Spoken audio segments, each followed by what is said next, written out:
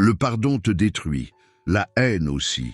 Il existe une troisième voie. Beaucoup de gens pensent qu'il n'existe que deux réponses face au mal qu'on nous fait.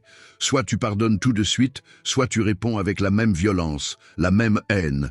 Mais Jung, lui, disait quelque chose de complètement différent, quelque chose qui m'a personnellement retourné le cerveau la première fois que je l'ai lu. Les deux chemins mènent à la perte de soi. Si tu pardonnes tout de suite, tu nourris le monstre à l'intérieur de celui qui t'a blessé. Si tu réponds par la haine, tu deviens toi-même ce monstre. Aujourd'hui, je vais te révéler 7 codes, 7 méthodes de communication, rigides, brutales parfois, qui vont faire trébucher n'importe quel ennemi sur ta propre force intérieure, celle que tu ne savais même pas que tu possédais. 7 méthodes de Carl Gustav Jung qui conviennent à absolument toutes les situations pour remettre à sa place, rapidement et sans pitié inutile, celui qui t'a fait du mal. Tu t'es déjà demandé pourquoi certaines personnes, peu importe où elles vont, sont respectées, presque évitées par les gens toxiques, alors que d'autres deviennent systématiquement des cibles de moquerie, de harcèlement, de manipulation. Jung pensait que le problème, ce n'était jamais ta gentillesse. Le vrai problème, c'est que tu as peur de ta propre force. Le mal, le vrai, il se nourrit exactement de ta faiblesse et de tes excuses permanentes. Aujourd'hui, tu vas apprendre à parler une langue précise, celle que comprend instantanément n'importe qui t'a fait du mal consciemment, la langue de la force cachée dans ton ombre. Regarde cette vidéo jusqu'au bout, sérieusement, jusqu'au bout. La 7e méthode est la plus dangereuse de toutes, mais c'est aussi celle qui va te rendre littéralement invulnérable.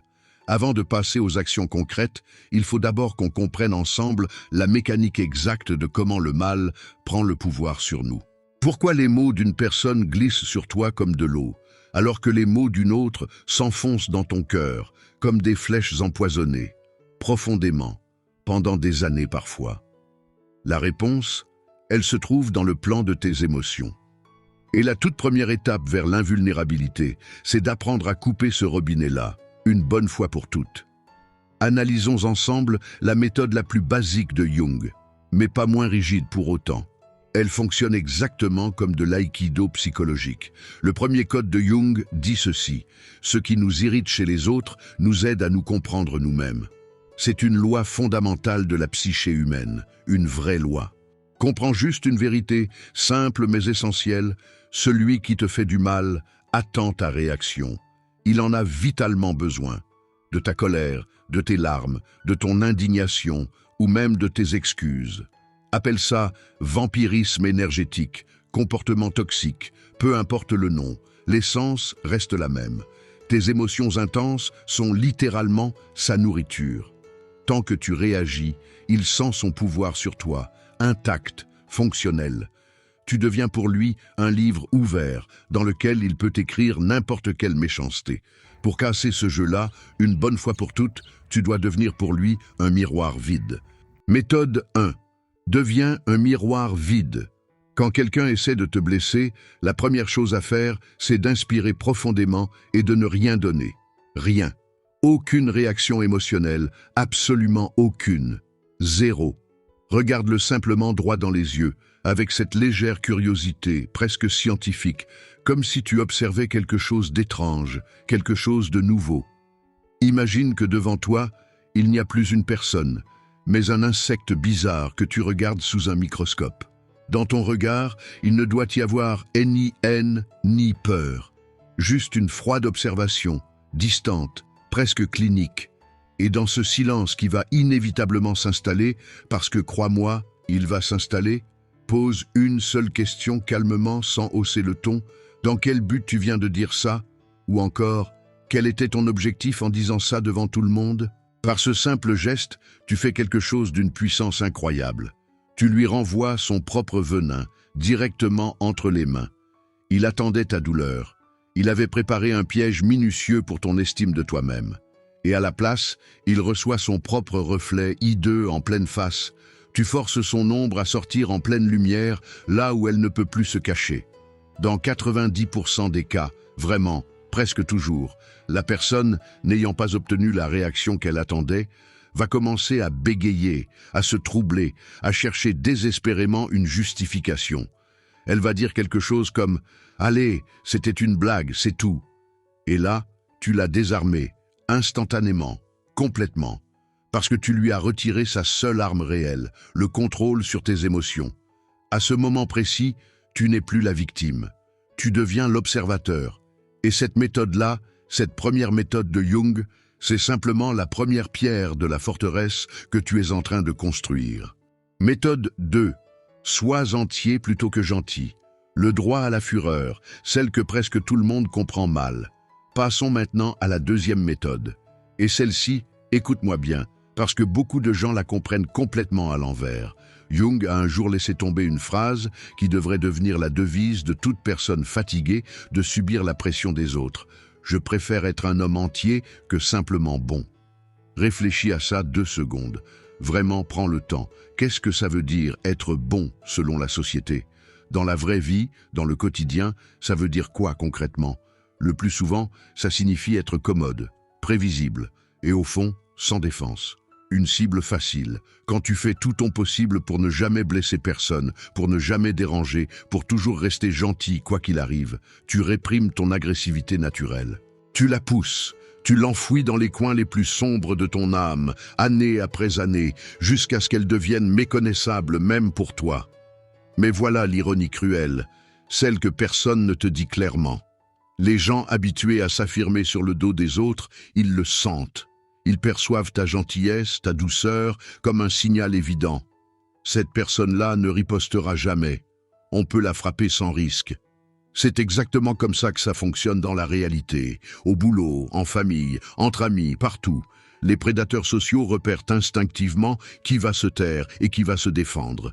Et c'est précisément là qu'il faut appliquer la méthode rigide de Jung. Reconnaître, accepter et intégrer pleinement dans ta personnalité ton droit à la fureur.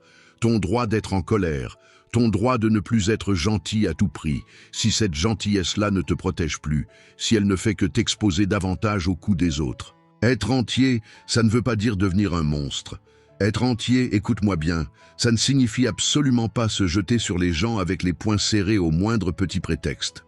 Non, ça veut dire avoir des dents, mais les garder consciemment dans leur fourreau. C'est ça. La vraie force. Imagine une situation banale, une situation que tout le monde a vécue au moins une fois. Quelqu'un passe effrontément devant toi dans une file d'attente ou essaie de te refiler le travail d'un autre en te parlant sur un ton autoritaire, méprisant.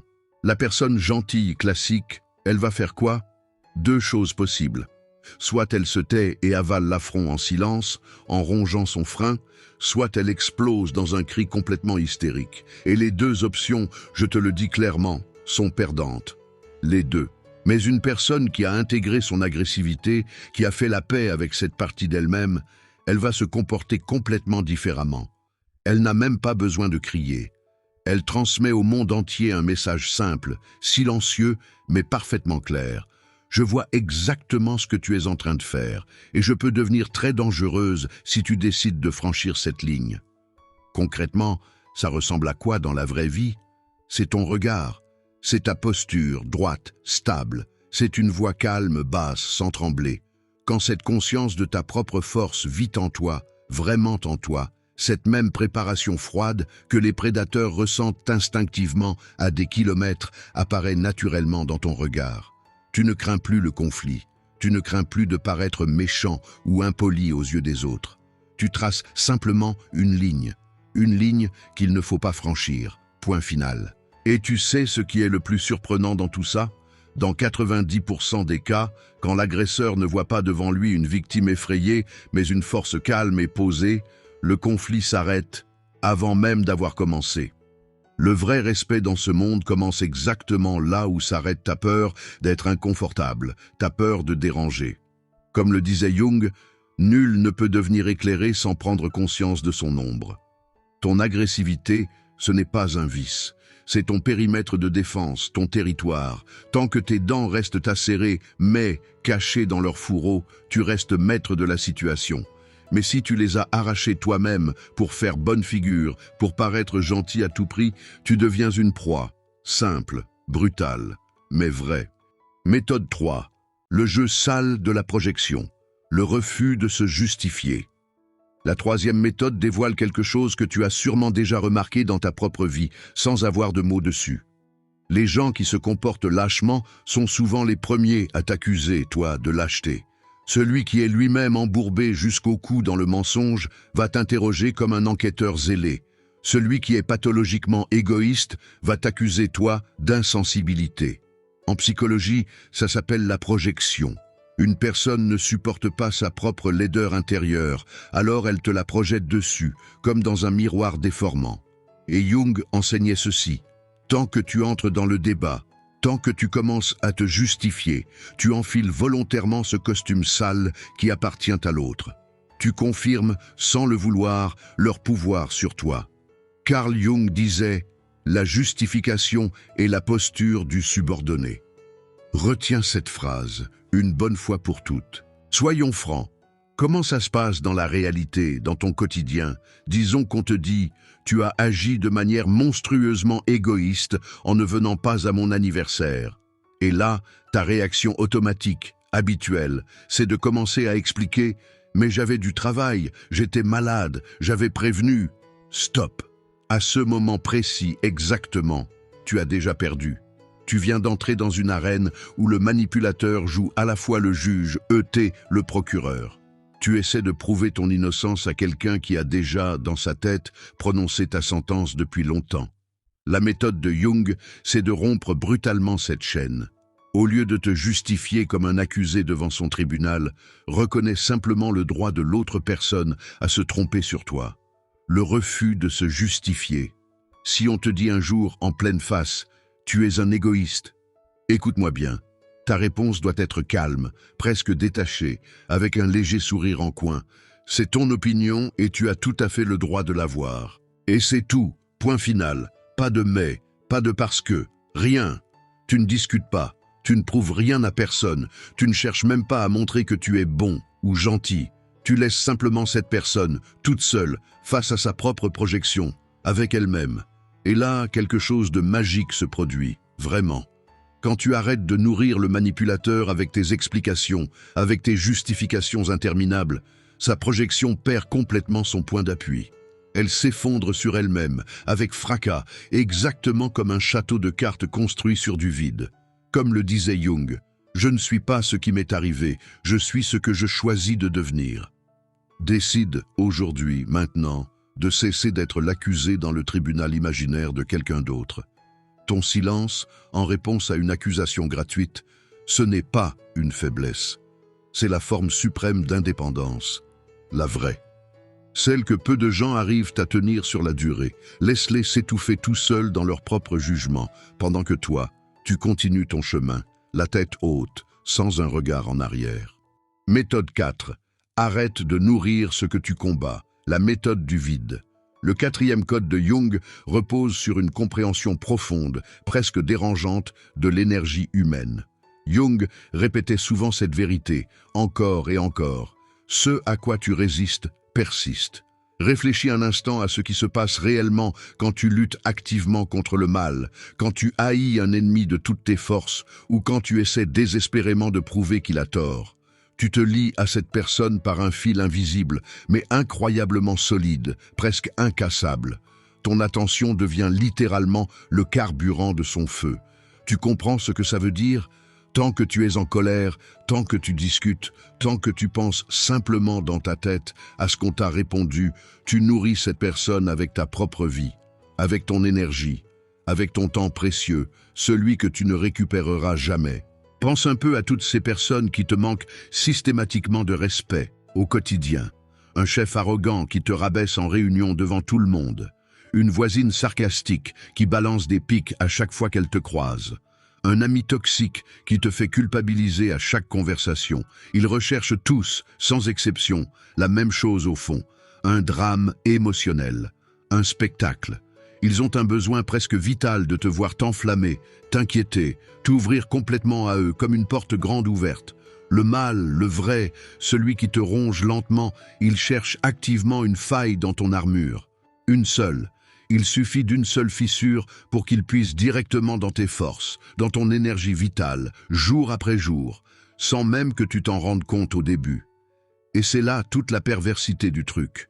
Tu penses réagir normalement, humainement, alors qu'en réalité, tu es en train de te vider toi-même pour le bénéfice de quelqu'un qui ne mérite même pas une seconde de plus de ton attention. La méthode du vide.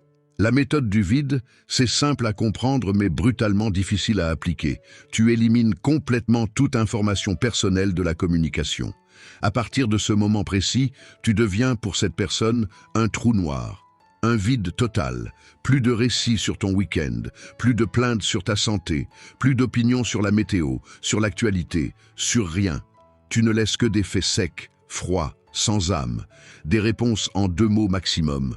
Oui, non, reçu, je ferai. Si on te demande comment ça va, tu réponds par le standard le plus plat possible. Ça va. Rien de plus. Tu deviens pour le manipulateur un objet fonctionnel, plat, insupportablement ennuyeux à côtoyer. Imagine que tu es un mur de béton. On peut taper dessus tant qu'on veut. On peut même le peindre, le décorer, essayer de le rendre joli. Mais il ne répondra jamais. Il ne pleurera pas. Il ne se mettra pas en colère. Rien. Dans ton vide, l'agresseur n'a tout simplement plus d'air à respirer. Comprends bien ça. Le manipulateur, c'est un feu. Et le feu a absolument besoin de l'oxygène de tes émotions pour continuer à brûler. Sans elle, il s'éteint très rapidement, presque immédiatement, et il va chercher une autre victime ailleurs. Parce qu'ici, chez toi, il n'y a plus rien à attraper. Plus la moindre prise. Tu ne te bats pas contre lui. Tu cesses simplement d'exister, en tant que personne, dans son monde à lui. Comme le disait Jung, « Je ne suis pas ce qui m'est arrivé, je suis ce que je choisis de devenir ». Décide, aujourd'hui même, de devenir inaccessible pour ceux qui ne méritent absolument pas ton attention, ton temps, ton énergie, ton indifférence. La vraie, celle qui vient de l'intérieur, c'est l'épée la plus tranchante que tu puisses posséder. Plus tranchante que n'importe quel mot, n'importe quel cri. Méthode 5. Le silence archétypal. La 5e méthode, c'est le silence archétypal. Et dans ce silence réside un pouvoir immense, un pouvoir que la plupart des gens ont tout simplement peur d'utiliser, parce qu'ils ne comprennent même pas qu'il existe. Réfléchis-y 2 secondes. Quand une pause embarrassante s'installe dans une conversation, qu'est-ce qu'on fait? Instinctivement, presque tous. On essaie de la combler à tout prix. On bafouille. On se justifie. On sort une blague stupide, juste pour arrondir les angles, pour que ça ne soit pas gênant. On a une peur viscérale du silence, parce que c'est précisément là, dans ce vide, que notre véritable essence se révèle, sans filtre, sans masque. Jung, lui, voyait les choses complètement différemment. Pour lui, le silence était un outil puissant de prise de conscience et de contrôle. Sa méthode utilise le silence comme une véritable arme de pression, presque chirurgicale. Imagine une situation que tout le monde a vécue, au moins une fois dans sa vie. On te dit une méchanceté flagrante. On t'insulte dans un magasin, devant des inconnus. Ou pire, on te lance une pique acerbe, bien calculée, devant tes propres amis, pour t'humilier publiquement. Ta réaction naturelle, instinctive, c'est de répondre immédiatement, de frapper en retour, avec un mot bien placé. Mais arrête-toi une seconde, c'est exactement ce qu'on attend de toi. L'agression en retour, c'est en réalité la reconnaissance silencieuse du fait que tu as été touché, que le coup a porté, que ça t'a fait mal quelque part. Au lieu de tomber dans ce piège grossier, applique le silence archétypal. Laisse le vide parler à ta place. Laisse l'autre personne s'enfoncer toute seule dans le malaise qu'elle vient elle-même de créer. Quand tu reçois une insulte en pleine face ou une manipulation bien ficelée, fais quelque chose de simple mais terriblement efficace. Tais-toi. Fais une pause de 5 secondes. Exactement 5. Pas plus, pas moins. Et pendant ce temps, ne détourne pas le regard. Ne croise pas les bras sur ta poitrine comme pour te protéger. Non. Regarde simplement la personne devant toi comme on regarderait un mécanisme cassé qui émet des bruits étranges, incompréhensibles. Tu sais ce qui va se passer pendant ces 5 secondes qui vont lui paraître interminables. Le cerveau de ton interlocuteur va commencer à chercher fébrilement l'erreur. Sa confiance en lui va littéralement fondre, seconde après seconde. Il va penser « Pourquoi il se tait? Est-ce qu'il sait quelque chose que j'ignore? Est-ce que j'ai dit une bêtise? Il prépare un coup, c'est ça ?» Ton silence pèse sur la psyché de ton ennemi bien plus fort que n'importe quel cri que tu pourrais lâcher. Retiens bien ça, celui qui parle le moins semble toujours plus puissant, plus dangereux, plus imprévisible. Regarde les archétypes de l'humanité à travers toute l'histoire. Le grand sage, le souverain sévère, il ne s'agite jamais. Il ne crie pas, il se taise, pendant que tous les autres autour d'eux s'épuisent en paroles inutiles. Comme le disait Jung, ton regard ne deviendra clair que le jour où tu pourras enfin regarder dans ta propre âme sans détourner les yeux. Alors, laisse le silence devenir ton bouclier, ta protection ultime. Laisse ton ennemi s'étouffer tout seul dans ses propres mots, en essayant désespérément de justifier sa propre bêtise. Rappelle-toi ceci, une bonne fois pour toutes, dans tout conflit, sans exception, c'est celui qui sait maintenir la pause une seconde de plus que son adversaire qui gagne. Une seconde, c'est tout ce qu'il faut parfois, mais attention, le silence n'est pas qu'un simple moyen de gagner une dispute. C'est aussi un filtre extrêmement précis qui sépare le véritable repentir des manipulations vides et creuses. Tant que tu te tais, tu offres à l'autre personne une chance de réaliser par elle-même son erreur, sans la pousser, sans mendier des excuses qu'elle ne te donnera peut-être jamais de toute façon. Mais soyons honnêtes, vraiment honnêtes sur ce point. La réalité de la vie, la vraie, celle qu'on vit au quotidien, c'est que la plupart des insolents ne perçoivent ton silence que comme un simple répit. Une pause pour reprendre des forces avant un nouveau coup. C'est exactement ici que beaucoup de gens commettent une erreur fatale. Ils confondent la patience avec la noblesse d'âme. On nous a habitués à penser que le pardon est un don inconditionnel, qu'on est obligé d'offrir à chaque personne qu'on croise sur notre chemin, peu importe ce qu'elle nous a fait. Mais en réalité, une miséricorde injustifiée devient souvent un poison pur pour celui qui la donne. Un poison lent, qui te ronge de l'intérieur sans même que tu t'en rendes compte. Et pour ne pas devenir la victime de ta propre bonté, parce que oui, ça arrive à énormément de gens, tous les jours, autour de toi, tu vas devoir maîtriser un principe encore plus radical. Méthode 6, le pardon rigide. La 6e méthode de Jung touche à un sujet sur lequel presque tous les gens gentils trébuchent, un jour ou l'autre. Depuis l'enfance, on nous a répété « il faut savoir pardonner, sois au-dessus de ça, tant l'autre joue ». Sauf que Jung, lui, voyait les choses complètement différemment. Il parlait d'un concept qu'il appelait le pardon bon marché. Qu'est-ce que ça veut dire, en langage simple, celui qu'on utilise tous les jours? Imagine, quelqu'un entre chez toi, il piétine tout avec ses bottes sales, sans aucun respect pour ton espace. Il casse ton vase préféré, celui qui avait de la valeur pour toi. Et toi, tu lui réponds en souriant, comme un idiot. « Ce n'est pas grave, je te pardonne. Est-ce que tu as fait une bonne action, là ?» Non, absolument pas. Tu viens simplement de donner à cette personne la permission explicite de continuer à salir ta maison, encore et encore. Si tu pardonnes à quelqu'un qui ne s'est même pas excusé, qui continue de se moquer de toi ouvertement, tu te trahis toi-même, profondément. Tu deviens complice du mal qu'on t'a fait. Et c'est exactement là qu'il faut appliquer la méthode rigide de Jung. Certains appellent ça de la chirurgie de l'âme, d'autres, plus simplement, du pardon rigide. Peu importe le nom, retiens juste que ta bonté n'est pas un chèque en blanc que tout le monde peut encaisser sans effort. Retenons une chose ensemble, une chose vraiment importante. Pardonner n'est pas synonyme de se réconcilier. Ça ne veut absolument pas dire que tu dois à nouveau serrer ton offenseur dans tes bras, l'inviter à boire un thé tranquillement comme si de rien n'était, comme si les dégâts n'avaient jamais existé. Non.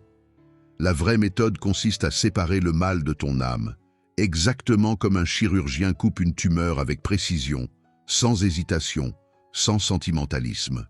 Tu pardonnes à la personne, en toi-même, dans un seul but précis, pour que son image cesse de te ronger la nuit, pour que tu arrêtes de ressasser les vieilles offenses en boucle dans ta tête, pour que tu arrêtes de dépenser tes forces précieuses pour quelqu'un qui n'en mérite pas une miette. Pardonner, ça signifie dire, fermement, sans trembler, « Je ne te donne plus le droit de disposer de mes pensées et de mon humeur. Je reprends mon énergie. Elle m'appartient, à moi et à personne d'autre. » Mais en même temps, et ça c'est le plus important, retiens-le bien, tu fermes pour toujours la porte de ta vie réelle à cette personne. Tu la rayes de ta liste de contacts. Tu ne réponds plus à ses appels, jamais. Tu ne lui donnes aucune seconde chance. Tu la laisses seule avec sa propre ombre, avec toute la saleté qu'elle porte en elle depuis probablement des années. Qu'elle se débrouille toute seule avec ça. Ton âme, elle, est maintenant propre. Et tes frontières sont verrouillées à double tour, pour de bon cette fois. Comme le disait Jung, « Je ne suis pas ce qui m'est arrivé, je suis ce que je choisis de devenir ». Décide aujourd'hui de devenir quelqu'un qui sait lâcher l'offense, mais qui sait aussi mettre les scélérats à la porte, sans droit de retour, jamais. Comprends bien une chose, ta vie n'est ni un lieu de passage, ni une soupe populaire ouverte à toutes les âmes toxiques qui passent par là. Tu as le droit absolu, entier, non négociable, de choisir qui mérite ta chaleur et qui ne mérite que ta froide absence. Quand tu cesses enfin de sauver ceux qui, en retour, ne font que mordre la main qui les nourrit patiemment, un silence tant attendu s'installe dans ta vie. Et dans ce silence, tu vas entendre, pour la première fois depuis longtemps, vraiment longtemps, non pas les caprices et les exigences constantes des autres, mais ta propre voix, la vraie, celle qu'on a fini par oublier à force de se plier aux autres. La vraie liberté ne commence pas quand tes ennemis disparaissent de ta vie. Elle commence quand ils cessent, tout simplement, d'avoir de l'importance pour toi. Tu n'as rien à prouver à ceux qui confondent ta gentillesse avec de la faiblesse. Avance, simplement, sans te retourner sur ceux qui sont restés derrière la porte verrouillée de ton passé. Méthode 7. L'individuation, la vengeance par le succès et le bonheur. Devenir tellement grand qu'ils deviennent minuscules. Et enfin, on arrive au 7e code, le plus puissant de tous. Celui que Jung considérait comme le but principal de la vie de tout être humain sur cette terre. Il appelait ça d'un mot un peu complexe, l'individuation. Traduisons ça dans notre langage à nous, celui qu'on utilise tous les jours. Ça veut dire, en gros, devenir enfin toi-même, pour de vrai. Cesser de jouer les rôles qu'on t'a imposés depuis toujours. Cesser d'être commode pour le voisin, pour le chef, pour n'importe qui d'autre. Et commencer, enfin, à vivre comme ton âme te le dicte. Elle et personne d'autre. Tu veux savoir quelle est la vengeance la plus terrible pour celui qui t'a fait du mal? Ce n'est pas une bassesse en retour. Ce n'est pas une tentative pathétique de lui gâcher la vie à son tour. Non. La vengeance la plus terrible, la plus dévastatrice pour lui, c'est ta vie complète, inconditionnelle, véritablement heureuse, sans lui, sans elle, sans eux. Comprends bien une chose essentielle. Tant que tu es en colère contre ton ennemi, tant que tu planifies dans ta tête comment te venger, tant que tu ressasses sans fin les vieilles offenses, cette personne continue de vivre chez toi, littéralement. Elle dort dans ton lit. Elle prend son petit déjeuner à ta table, tranquillement, comme si de rien n'était. Elle vit dans ta tête, gratuitement. Et elle utilise tes nerfs sans jamais payer le loyer. La méthode rigide de Jung, la dernière, la plus radicale, consiste à expulser définitivement l'ennemi de ta tête par ton propre succès. Rien d'autre. Deviens une personnalité si vaste, si confiante, si occupée par ta propre vie, que les vieilles offenses vont te sembler un jour une simple poussière insignifiante sous tes pieds. Rien de plus. Une poussière que tu balais sans même y penser. Quand tu auras enfin obtenu ce dont tu rêvais depuis des années, quand tu auras construit ta vie selon tes propres règles et pas celles qu'on t'a imposées de force, tu vas te retourner un jour avec une vraie surprise sur le visage et tu vas te demander « Attends, comment elle s'appelait déjà, cette personne qui a essayé de m'humilier il y a 10 ans ?» Tu vas chercher le nom et tu ne le trouveras plus. C'est exactement à ce moment-là précis que ton ennemi perd. Définitivement. Il n'existe même plus dans ta réalité. Il s'est évaporé comme si de rien n'était. Tu es devenu ce que tu devais devenir depuis le début, avant qu'on essaie de t'imposer les règles du jeu d'un esclave, avant qu'on essaie de te faire croire que tu valais moins que ce que tu vaux vraiment. Un conseil, un vrai, avant qu'on se quitte. Si demain, quelqu'un essaie encore de te blesser, utilise la méthode numéro 1 dont on a parlé. Regarde-le simplement dans les yeux, sans trembler, et demande-lui, calmement, « Tu te sens vraiment mieux d'avoir dit ça ?» Tu vas voir, en direct, le masque de l'offenseur commencer à glisser, lentement, sûrement. Parce qu'au fond, ces gens-là n'ont jamais de vraie réponse à cette question. Jamais. Si cette vidéo t'a aidé aujourd'hui à voir ta propre force, celles que tu avais peut-être oubliées, enfouies sous des années de silence et de patience. J'en suis vraiment, sincèrement heureux pour toi. Sur ce, notre analyse des 7 codes de Jung touche à sa fin. Je serais ravi de savoir laquelle de ces 7 méthodes tu vas appliquer en premier, la toute première, celle qui te parle le plus. Je lis chacune de vos réponses, une par une, honnêtement. Comme le disait Jung, « Je ne suis pas ce qui m'est arrivé, je suis ce que je choisis de devenir. » Toute la sagesse de la vie ne sert à rien si on ne l'applique jamais. Alors, applique-la. Aujourd'hui, pas demain.